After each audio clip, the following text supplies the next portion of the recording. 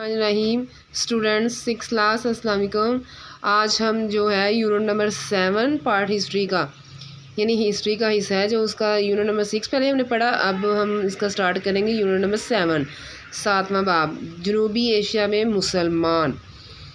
तो अब जो हमारा टॉपिक है वो है बरसगीर में अरबों की आमद। अब इसके पॉइंट्स हैं कि बरसगीर में अब अरबों की आमद, सिंध पर हमला, उसकी वजूहत क्या थी, मकरान का गवर्नर था उसका कत्ल कैसे हुआ, कब हुआ, और बहरी कज़ाकों की लूट मार।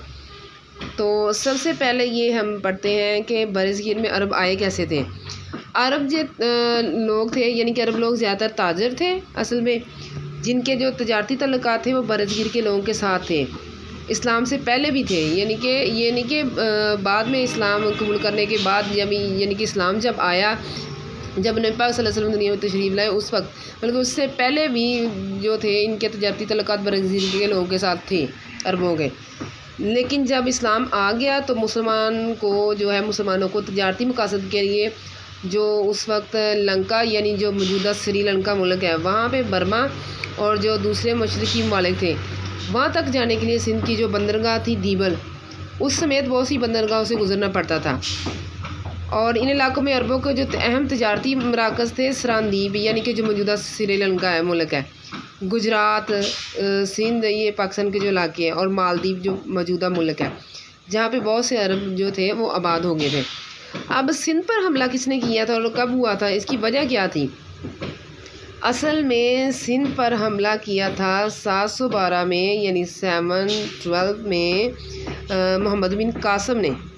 और बहुत छोटी एज थी उनकी जब उन्होंने सिंध पर हमला किया। और हमला करने की वजह क्या थी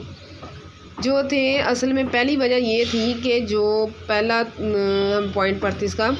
कबीला बनी आसार था, उसका एक सरदार था मोहम्मद बिन हारिस अलानी। उसने 703 में यानी 703 में जो है वो जो मकरान का गवर्नर था जिसे बोलते थे वो जिसका नाम था सईद बिन असलम, उसको कत्ल कर दिया था। तो राजा दार की सल्तनत में फिर उसने पनाह हासिल की थी, यानी कत्ल करने के बाद वो वहाँ पे चला गया राजा के पास। तो फिर हजाज बिन यूसुफ जो थे यानी कि जो मोहम्मद बिन कासम उसके थे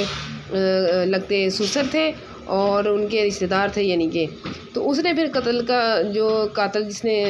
उसका मुतालबा किया था वापसी का कि हमें ये वापस कर दिया जाए, लेकिन राजा ने इनकार कर दिया था। फिर इस वजह से फिर जो थे हजाज बिन यूसुफ उसने फिर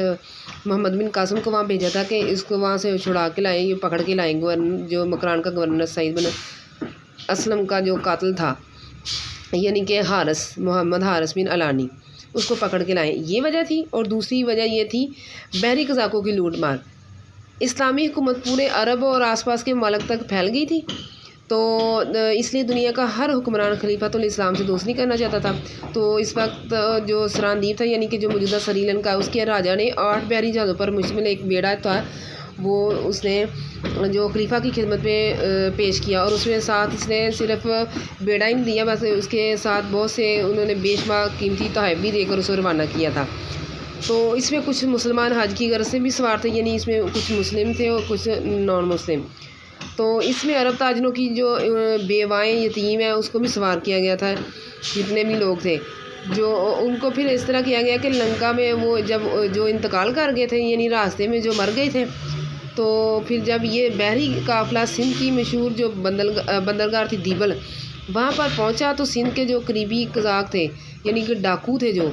उस वक्त कज़ाक बोला जाता था इसको, लेकिन जो मौजूदा लैंग्वेज में डाकू डकैत जो थे, उन्होंने जो सिंध के जो बहरी कज़ाक थे उन्होंने वहाँ पे पहुँच के बंदरगाह के करीब पहुँच के उन सबको लूट लिया, औरतों और बच्चों को अगवा कर लिया। और फिर जब हजाज बिन यूसुफ ने राजा को ख़त लिखा कि जो लूटा हुआ माल है वो वापस कर दें और हमारे जो औरतें हैं बच्चे हैं उनको वापस कर दिया जाए, यानी उनको रहा कर दो, तो राजा ने जवाब लिखा कि जो बहरी डाकू हैं वो हमारे बस से बाहर हैं, यानी कि वो हमारे काबू में नहीं है। तो इस तरह फिर जब हजाज बिन यूसुफ को पता चला उसे गुस्सा आ गया, उसने फिर इस गुस्से में आकर उसने अपने जो भतीजा था और दामाद भी था उसको मोहम्मद बिन कासम को एक लश्कर देकर सिंध भेजा था ताकि वो राजादार को सजा दे। तो ये वजह थी सिंध पर हमला करने की।